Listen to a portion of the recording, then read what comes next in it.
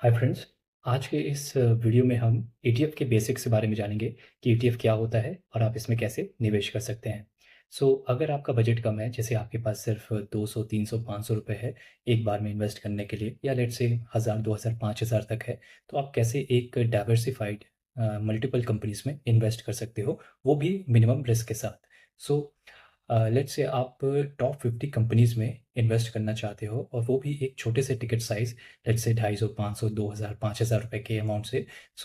Companies जैसे Reliance, TCS, HDFC और इसी तरह जैसे ब्लू चिप्स के साथ आप इन्वेस्टमेंट कर सकते हो, और वो भी एक छोटे टिकट साइज़ 250 260 रुपीज़ के स्टार्टिंग प्राइस। आज के इस छोटे से वीडियो में हम यही डिस्कस करने वाले हैं, एकदम सिंपल लैंग्वेज में, जो एक बिगनर्स बिल्कुल आसानी से समझ सकता है कि ईटीएफ क्या होता है और ये म्यूचुअल फंड से कैसे अलग है। सबसे पहले हम लोग बेसिक डिस्कस कर लेते हैं कि ईटीएफ होता क्या है। एक आसान एग्जांपल से हम इसे समझते हैं। मान लीजिए आप मार्केट से 10 अलग-अलग तरह के फ्रूट्स खरीदना चाहते हैं, लेकिन आपका बजट कम है, तो आप क्या करेंगे?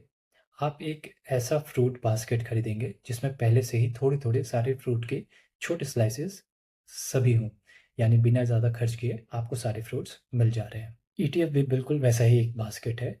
इस बास्केट के अंदर एक ही कंपनी के शेयर्स नहीं होते, बल्कि बहुत सारी अलग-अलग कंपनीज़ के शेयर्स होते हैं।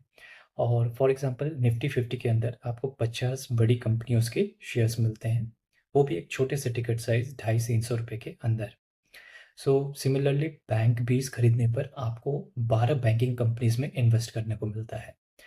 काफ़ी लोग इसमें कन्फ्यूज़ होते हैं कि ये म्यूचुअल फंड जैसा है या म्यूचुअल फंड से अलग है। इसमें म्यूचुअल फंड के सभी बेनिफिट इंक्लूड होते हैं, बल्कि ये म्यूचुअल फंड से भी ज़्यादा बेटर है। पहला फ़र्क ये है कि म्यूचुअल फंड को आप दिन में सिर्फ एक बार खरीद सकते हो, और इसमें इन्वेस्ट करके आपको वेट करना होता है प्राइस इंक्रीमेंट के लिए। आपको एनएवी मिलता है, जो कि डे एंड का है, मार्केट क्लोज़ होने के बाद। लेकिन अगर आप ईटीएफ खरीदते हैं, तो ये लाइव मार्केट जैसे शेयर्स आप लाइव मार्केट में बाय करते हो, उसी तरह आप ईटीएफ भी बाय कर सकते हो।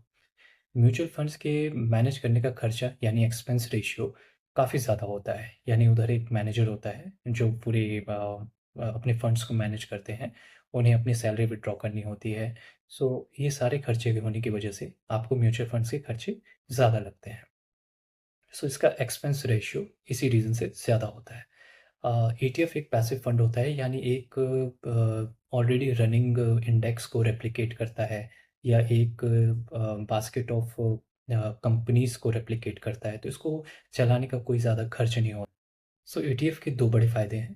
पहला, ये लो कॉस्ट होता है, इसके एक्सपेंस रेशियो बहुत ही कम होते हैं, ना के बराबर। एंड दूसरा डाइवर्सिफिकेशन, यानी आपका रिस्क पहले ही दिन से मिनिमाइज़ हो जाता है। अगर आप ईटीएफ में इन्वेस्ट करते हैं, आपको किसी एक कंपनी में नहीं इन्वेस्ट करना है, उसके डूब जाने का रिस्क नहीं होता है। इसमें डाइवर्सिफाइड 20 कंपनी, 50 कंपनी, इस तरह की कंपनीज़ में आप इन्वेस्ट करते हो, तो आपका रिस्क भी मिनिमम होता है। मैं अपनी बात करूँ तो हाँ, मैं ईटीएफ में एक्टिवली इन्वेस्ट करता हूँ। मेरे पोर्टफोलियो में काफ़ी डाइवर्सिफाइड ईटीएफ्स हैं।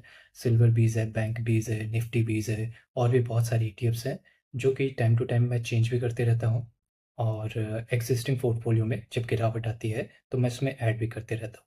मैं शेयर्स में भी इन्वेस्ट करता हूँ, बट मेरा फ़ोकस ईटीएफ पे ज़्यादा रहता है, बिकॉज़ ये सेफ होता है और इसमें कोई ज़्यादा रिस्क नहीं होता।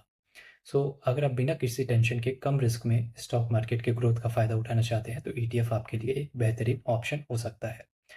सो अगर आप चाहते हैं कि मैं एक वीडियो बनाऊँ टॉप 5 ईटीएफ पर, तो एक कमेंट्स में आप ज़रूर मेंशन कर दीजिए टॉप 5 ईटीएफ, तो मैं उस पे भी एक वीडियो बना दूँगा।